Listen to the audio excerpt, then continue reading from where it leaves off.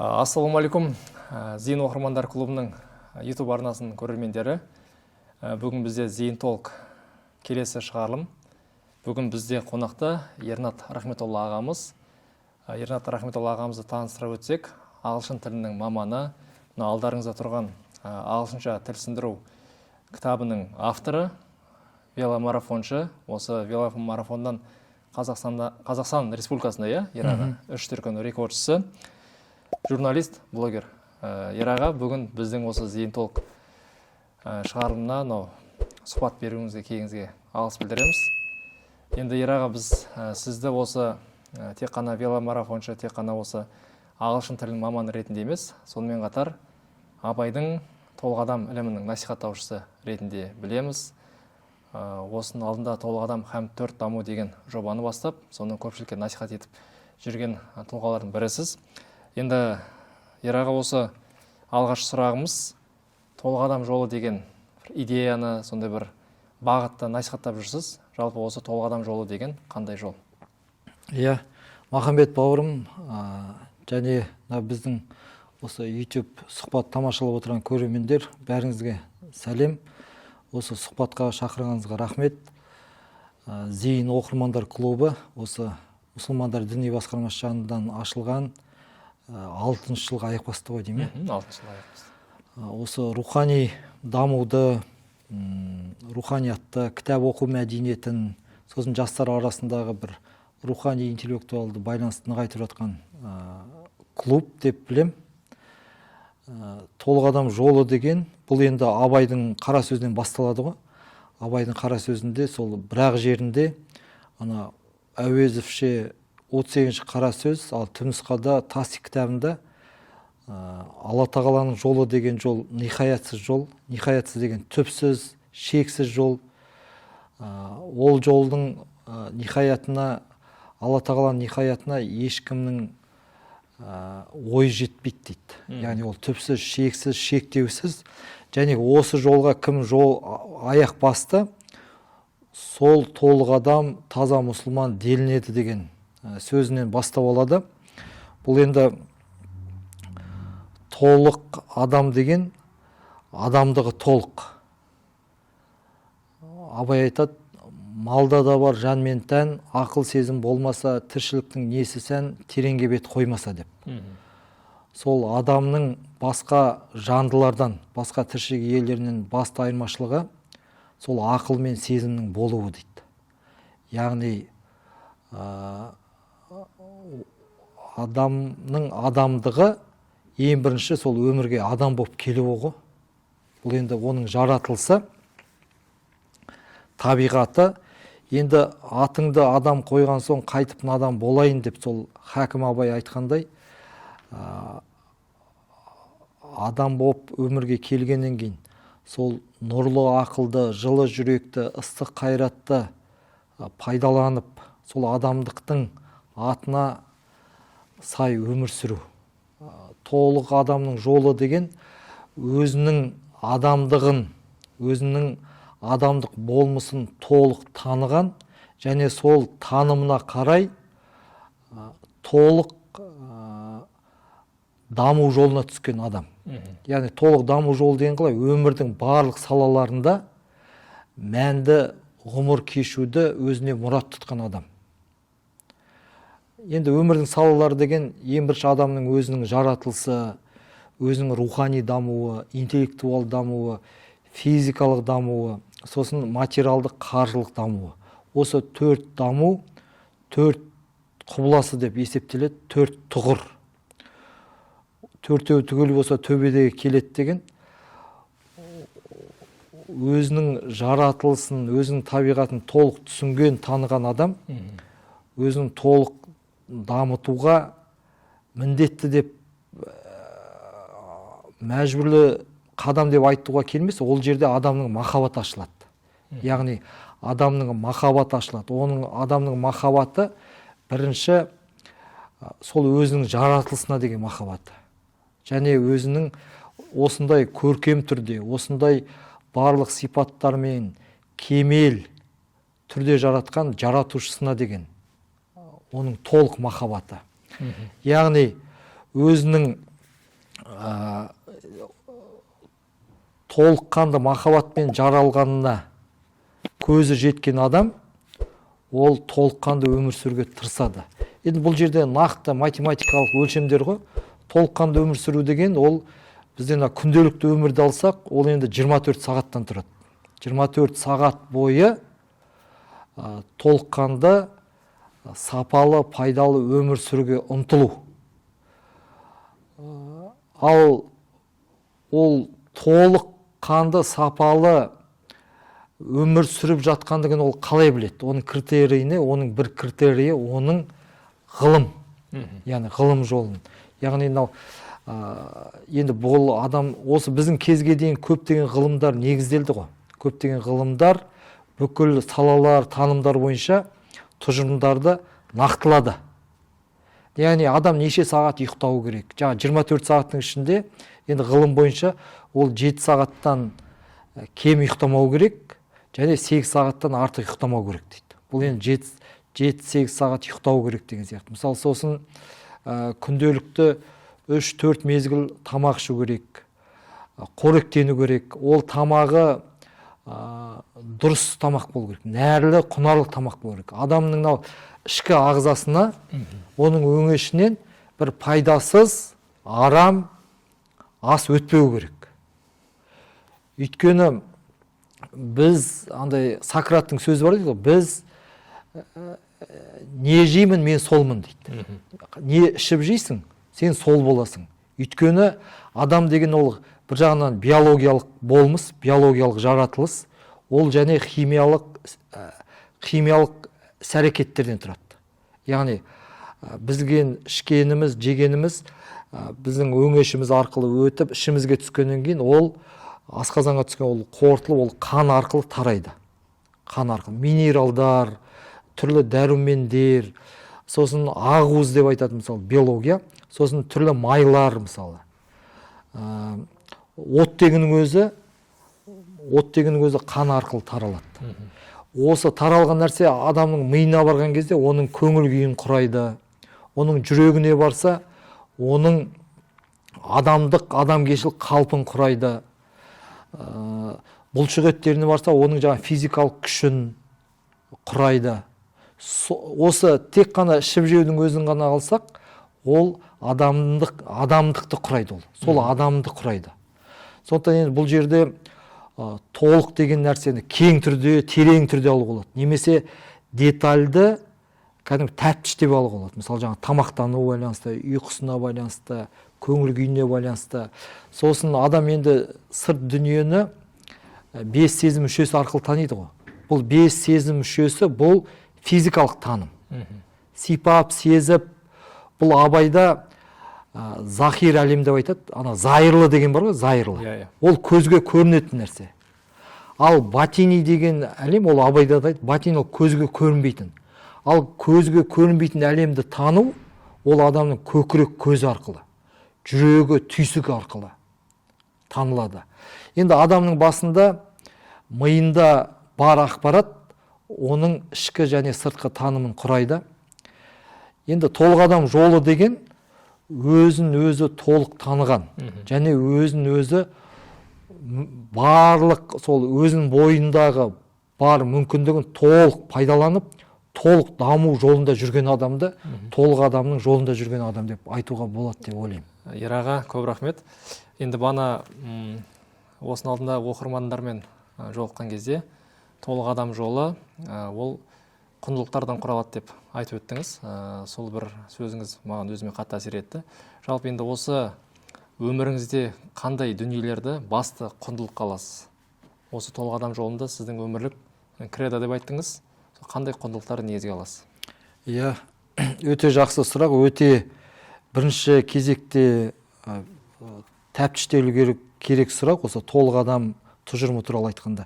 Өйткені адам өз-өзін танығанда, сосын өзін-өзі танығанда ол қандай көзқараспен қарау керек, қандай критерийлермен, қандай өлшемдері болу керек. Сосын ол өзін қандай бағытта, қандай талаптар бойынша дамыту керек дегенде, бұл құндылықтарға негізделу керек.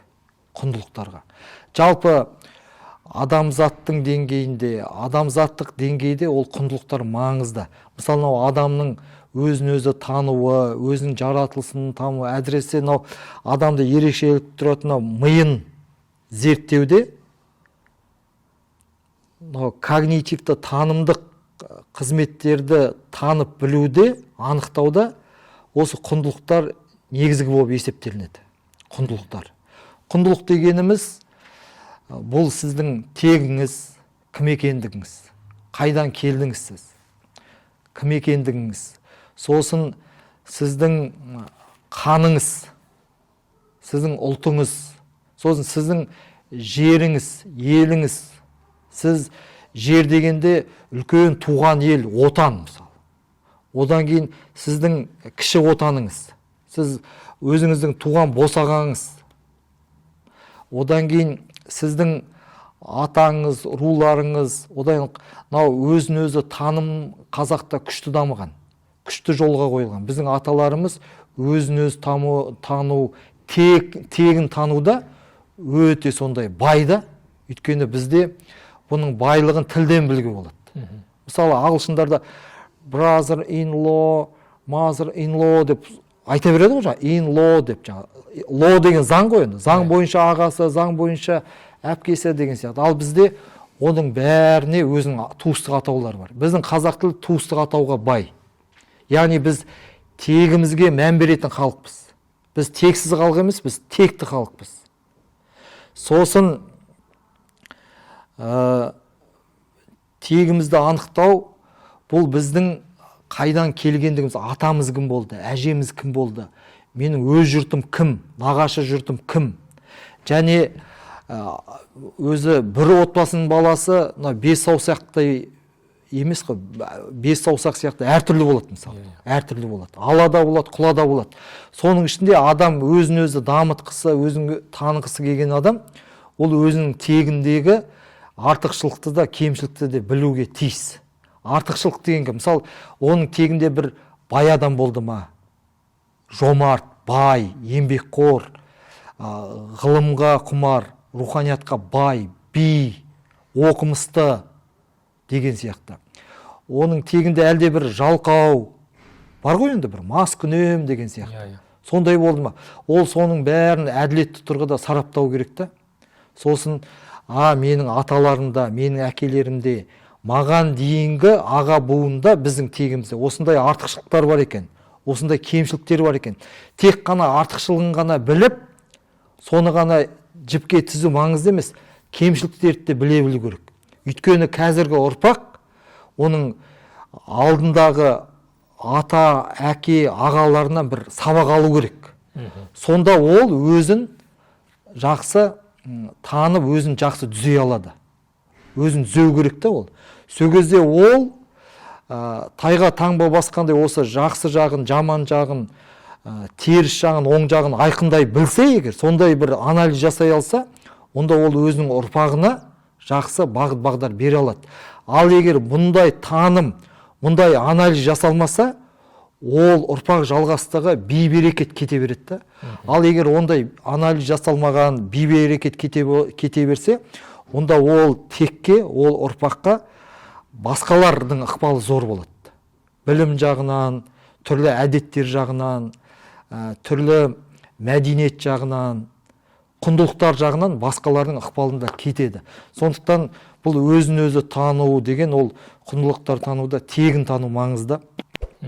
Жеті атасын білген ер, жеті жұрттың қамын жер дейді. Бізде жеті атаны білу, бұл қазаққа тән, бұл маңызды да.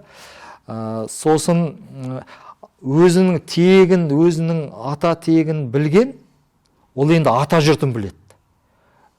Өзінің атасы, арғы атасы қай жерде қоныстанды, қай жердің суын ішті, қай жердің көгін жайлады, қай жердің тауын, қай жердің ауасын жұтты деген сияқты. Бұл да маңызды да.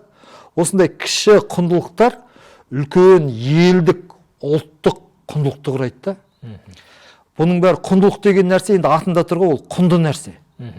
Оны құнды қылу адамның танымына байланысты.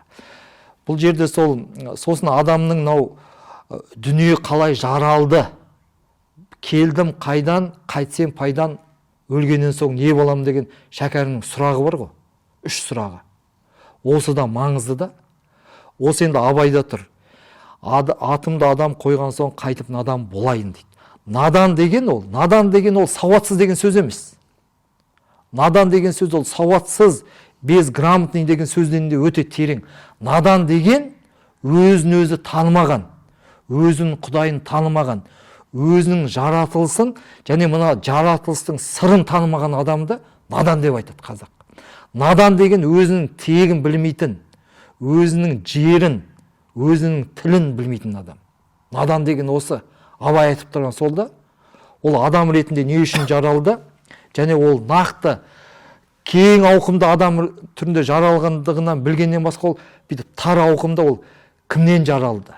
Нағашы жұрты кім? Өз жұрты кім деген сияқты. Осылардан құралады деп ойлаймын құндылықтар. Рахмет Ераға. Енді келесі сұрағымыз, қазір қоғамда менің ойымша жалпы енді 2 түрлі түсінік қалыптасқан. Толық адам түсінігі бар, сонымен қатар кемел адам түсінігі бар. Енді осы 2 түсініктің арасында қандай бір парқы бар ма, айырмашылығы? Немесе толық адам, кемел адам екеуі бір ұғымды білдіре ме? Енді екеуінің бұлай танымдық, рухани жағынан бір-біріне жақын, егіз ұғымдар деп айтуға болады. Ал бұлай хронологиялық жағынан алсақ, бұл жерде кішкене айырмашылық бар. Біз енді толық адам дегенді нақты қазаққа қатысты ұғым деп аламыз. Бұл қазақтың ерекшелігі бар бұл жерде. Қазақтың өзінің мінезі, қазақтың жер ерекшелігі, қазақтың жеті атаға дейін қыз алыспау деген ол қазаққа тән мінез ғой. Сосын бұл жерде кемел адам деген кемел әл-инсан. Бұл енді араб ұғымнан кеп тұр ғой. Араб жазбаларынан, араб ғұламаларынан, мұсылман ғұламалардан, араб тіліндегі дерек көздерінен келіп тұр. Бұл сол мұсылманшылықтан бастайды ғой. Исламнан бастайды, 7-ші ғасырдан. Ал бізге жалпы оны Алла тағаланың өзі де құптайды ғой. Мысалы, адам атадан бастайды. Адам ата, Хауа анадан бастап, ең алғашқы адамнан бастап. Ең алғашқы адамнан бастап келген кезде адам сол ислам бір құдайшылық жолында жүрді, бір құдайшылық жолында. Бірақ ол мұсылманшылық жол болмады ғой. Мұсылманшылық жолы ол жаңа 7-ші ғасырдан Мұхаммед саллаллаху алейхи ва саллям пайғамбар болып келуі және соңғы пайғамбар болып бекітілуі және Құранның түсуімен байланыстырылып сол кезден басталады. Ал толық адам деген Абай, Шәкәрімдерді оқып отырсақ, Шәкәрім айтады мысалы, қазақтың түбі араб дегенің түбі шірк дейді. Түрік, қазақтың арғатасы ер түрік дейді. Сонда біздің таным әр қарай түркілікке кету керек. Түркілік дәуір, одан кейін сақ, ғұн, сол біздің қазақ ретіндегі осы қазақ жеріндегі қазақ ұлты, қазақ танымындағы ол түркілікке барады. Түркілік дәуір, сақ, ғұн деп әр қарай адам атаға дейін кете береді ғой. Солай біз шығаруымыз керек, солай біз тануымыз керек. Сонда Абай, Шәкәрім айтатын толық адам ұғымы шығады да. Біз тіпті елімізді, жеріміз тануымыз керек деп жатырмыз ғой. Мысалы, жеріміз таныған кезде де түркі дәуіріндегі мысалы ескерткіштер шығар, түркі дәуіріндегі зираттар шығады. Сосын сақтардың кезіндегі зираттар шығады. Ол кездерде құдайшылық, ол кездерде жаратушылық, жаратылыс, әдет, ғұрым, заңдар болды ғой. Енді толық адам жолы деген егер кең ұлттық елдік тұрғыда алсақ, онда ол сол тарихи формациялар, тарихи кезеңдер толық қарастыру. Соларды бірінен кейін бірін шығару, ол біздің ұлт ретіндегі, ежелгі халық ретіндегі біздің құндылығымызды арттырады. Сондықтан бұны құндылық деп қарастыруға болады. Толық адам мен кемел адамның айырмашылығы осында деп түсінемін өзім. Ераға, тұшымды жауабыңызға көп рахмет. Енді толық адам осы жолын, идеясын естіген кезде біздің көзімізге бір қол жетпес бір жұлдыздай көрінеді толық адам деген түсінік. Енді өзіңіз көптеген осы ғұламалармен, тұлғалармен араласып жүрсіз. Жалпы осы әлемде, не болмаса біздің қоғамда осы толық адам дәрежесіне жеткен адамдар бар ма жалпы? Енді мен толық адам деп енді қазір біздің замандастарымыздан ана тіл көзім тасқа дейді ғой, ана Димаш Құдайбергенді айтар едім. Шын аты Дінмұхамед қой, Дінмұхамед Құдайберген. Оның сондай бір атақты болуы, сондай бір сүйкімді болуы, сондай бір жалпы халықтық тұлғаға айналуы тек қана әншілігінде ғана емес.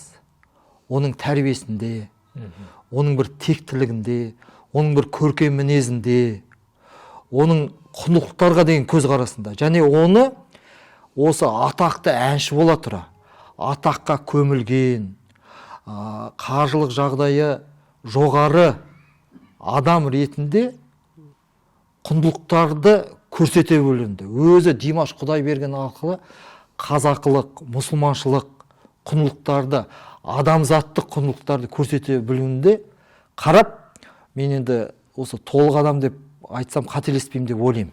Толық адам.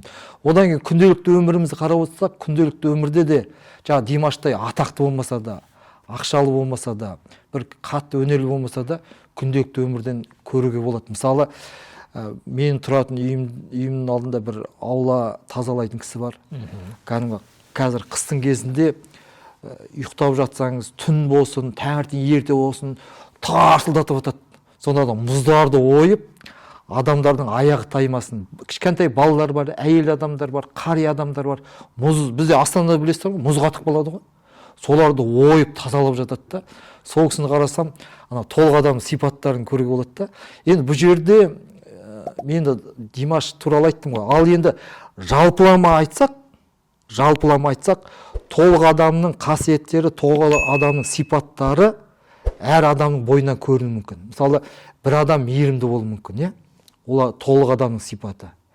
Бір адам жомарт болуы мүмкін. Көрдіңіз бе? Енді сол Абайда, Шәкәрімде айтылған ізгі қасиеттер, олар жалпы адамзатқа ортақ құндылықтар.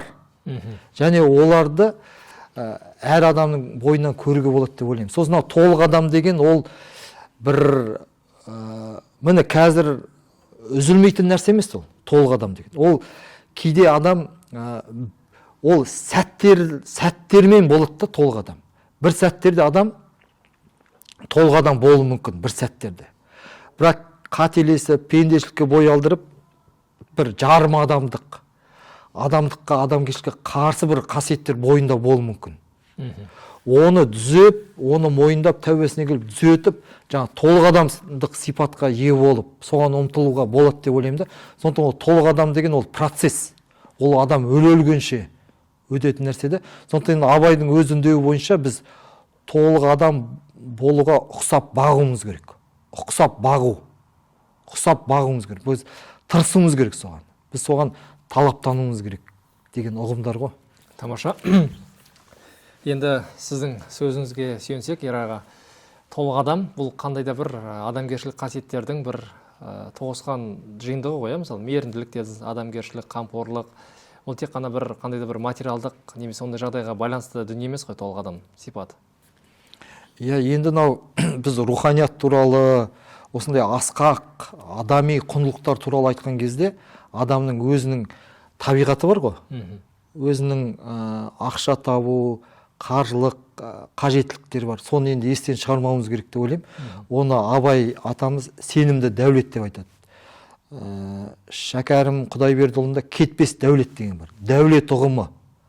Дәулет ұғымы деген ақшамен жұмыс істеу, ақша табу және оны жұмсау. Абайдың толық адамында бұл қарапайым ұғымдар, қаржыны, ақшаны біз адал табуымыз керек және оны адал жұмсауымыз керек. Қазақ малды иттікпен табады және иттікпен жұмсайды дейді. Иттік деген сол жемқорлық, иттік деген құмар ойынға, пайдасыз, арам нәрселерге жұмсау. Бұл иттік жол. Бұл жаңа арам жол. Ал ақылмен Құдайдың талаптарын, бұйрықтарын ескере отырып жұмсау. Абайда мындай сөз бар: ол жаратушыға, Аллаға әрекетің мүтәди болсын дейді. Мүтәди деген соған қарама қайшы келмесін, сонымен байланысты болсын, соның ізімен болсын деген сөз ғой. Мысалы, ақша тапқан кезде біз Алланың бұйырған, Алланың осы дұрыс деп тапқан, көрсеткен жолмен жұмсасақ, онда ол сенімді дәулет болады. Ол соншалықты сенімді, ол сіз өлгеннен кейін де ол жойылып кетпейді. Ол сізге сауап болады. Ол ақша тапқан әр тиын сіздің адал еңбегіңізбен, адал жолыңызбен таптыңыз және адал жұмсадыңыз. Ол яғни рухани құндылығын, рухани валюта ретінде жойылмайды ол. Кейбір арам табылған ақша ол материалдық валюта ретінде құнды болуы мүмкін, материалдық. Бірақ ол рухани валюта ретінде құнсыз болуы мүмкін. Сонда бұл жердегі абайдағы құндылық деген нәрсе Алла тағаланың жолы деп өзі айтып тұр ғой. Рухани ол құндылық деген ол о дүниемен, адамның анау өзі өледі ғой, жан мен тәніне жабыстырылатын, жан мен тәнінің рухани валютасы болатын құндылық болу керек. Ақыл мен жан мен өзім, тән менікі, мені мен менікінің мағынасы екі.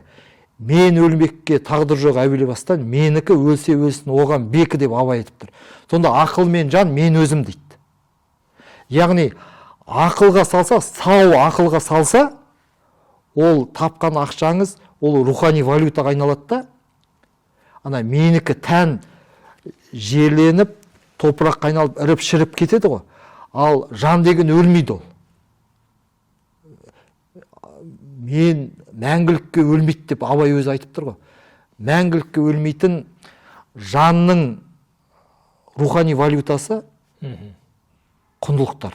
Ол құндылықтар және мына құдайшылыққа, адамшылыққа, жаратушының айтқандарына, жаратушының бұйырған үкімдеріне дұрыс деп тапқан, көрсеткен жолына жалғастыру керек. Сонымен байланысты, сонымен кәдімгі валидация жасап тұру керек қой, жойылып кетпеу керек. Онда Ераға Алла разы болсын, келесі сұрағымызды қойсақ, енді толық адамды көп айтасыз, көп насихаттайсыз, Алла разы болсын. Енді осы идеяны айту жолында өзіңізді бір толық адам сипатына жеткен тұлға ретінде сезінесіз бе? Өзіңізді жалпы толық адам деп ойлайсыз бе өзіңізді? Енді мен өзімді толық адаммын деп есептей алмаймын. Мен сол өз-өзімді тану, өз-өзімді дамыту жолында жүрген адаммын, ұқсап бағып жүрген адаммын. Сосын Абайдың толық адам тұжырымдамасындағы ең басты категорияның бірі негізгі, ол әділет. Адам әділетті болу керек. Ең бірінші кезекте өзіне қатысты әділетті болу керек. Жаңа 5 дұшпаның білсеңіз де өтірікті қояды ғой. Сол адам өз-өзіне өтірік айтпау керек қой. Абайдың өзі, Шәкәрімнің өзі өздеріне арнаған өлеңдері бар. Айна қойдым алдыма, көрейінді өзімді, бойымдағы кемшілігім таудағы тастан аз емес дейді. Таудағы тас санай алмаймыз ғой. Ұсақ тастардан үлкен тастар қаншама триллиондаған сан жетпес тас бар. Мініммен сондай көп деп өздері сөйтіп айтып тұр ғой. Сөйтіп өз-өзінің мінеген, өзінің кемшілігін көрген, айнадан көргендей, рентгеннен көргенде өзінің кемшілігін көрген адам, ол сабырлы болады. Ол мен толық адаммын, мен міне таза мұсылманмын деп кеудесін ешқашан соқпайды ол. Ол үміт пен күдіктің арасында жүреді. Сосын Абайда мындай ұғым бар қара сөздерінде. Арлы адам дейді, артық адам, ол біреудің алдында мен арымды кірлетіп алмасам екен. Біреу мынау не деген арсыз адам, мынау не деген жаман адам, мынау не деген надан адам деп біреу айтпас екен деп, соны намыс көреді дейді. Өз-өзіне компас қойған сияқты, өз-өзіне таразы болып жүреді да. Енді осы тұрғыдан келгенде ешбір адам, мен өз-өзімді толық адаммын деп айта алмаймын. Біз енді жарым адаммын деп есептеймін. Жарым адам деген бұл күнделікті процесс қой, күнделікті процесс. Осындай әділетті бағалау сіздің кемшіліктеріңізді анда көрсоқыр болып қалмауға, көрсоқыр болып қалмауға, сергек болуға, сосын жинақы болуға шақырады да. Абай атамыз айтты, әр жинақылықтың түбі кеніш дейді. Кеніш деген ол байлық. Ол рухани байлық, ол материалдық байлық. Сонда біз жинақы болуымыз керек. Жинақылық деген өзі әр шығасыға есі басшы дейді ғой. Біз аузымыздан шыққан сөзге, көзіміздің жанары қайда қарап жатыр. Сосын өзімізден шыққан эмоцияға, өзімізден шыққан ақшаға қандай үлгі өнеге көрсетіп жатырмын деп біз өз-өзімізге жинақы болсақ, онда оның түбі кеніш болады. Кеніш деген ол жетістік қой. Кеніш деген ол үлкен жетістік. Жақсы, Ераға, сүбелі сұхбатыңызға көп рахмет. Енді мынау бүгінгі біздің сұхбатымызға осындай бір керемет еңбегіңізді алып келіпсіз. Осы бір кітабың жайлы қысқаша бір мағлұмат берсеңіз, бұл қандай кітап, қайдан алуға болады, кімнен аламыз? Бұл енді кітап ағылшынша тіл сындыру. Мен өзі ағылшын тілі мұғаліммін. Қарағандыдағы Евней Арыстанұлы Бөкетов атындағы Қарағанды ұлттық зерттеу университетінің түлегімін. Сонда шет тілі факультеті ағылшын тілін оқыдым. Мен де осы ағылшынша тіл сындыру деген өз бетімен үйрену құралы, қазақ тілі арқылы ағылшын тілін үйрену, теріс ойды таста, ағылшынша үйренуді баста деген. Бұл енді 7 жастан бастап жасы егде зейнеткер адамға дейін пайдалы құрал, өз бетімен үйренуге болады. Бұл енді мен осы 3,5 жыл жаздым бұл кітапты. Бұл әдістемеге негізделген, авторлық әдістемеге. Сол 3,5 жылда бұл менің интеллектуал дамуым болды. Енді қазір бұл менің материалды қаржылық дамуыма көмектесіп жатыр. Бағасы енді 3500 теңге. Хабарласып алуға болады. Осы еңбегім арқылы мен өзімнің жобаларымды, осы толық адам жобасын, велошерулерімді, басқа да жобаларымды өткізуге қаржылық қолдау болады. Сондықтан бұл кітапты алсаңыздар, сіздер осы толық адам жобаларында қолдауға үлес қосасыздар. Сондықтан қалыс қалмаңыздар деп айтамын осы көрермендерге. Жақсы, құрметті біздің оқырмандар, Ернат ағамыздың байланыс номерін осында қалдырамыз. Ернат аға шығарып. Құрметті біздің зейінді оқырмандар, осы сұхбаттан қандай да бір ой түйген болсаңыздар, осы пікір астына қалдырып кетулеріңізді сұраймыз. Сіздердің ойларыңызда толық адам деген қандай ұғым бар, оны да жазып кетсеңіздер болады. Келесі біздің сұхбатта көріскенше.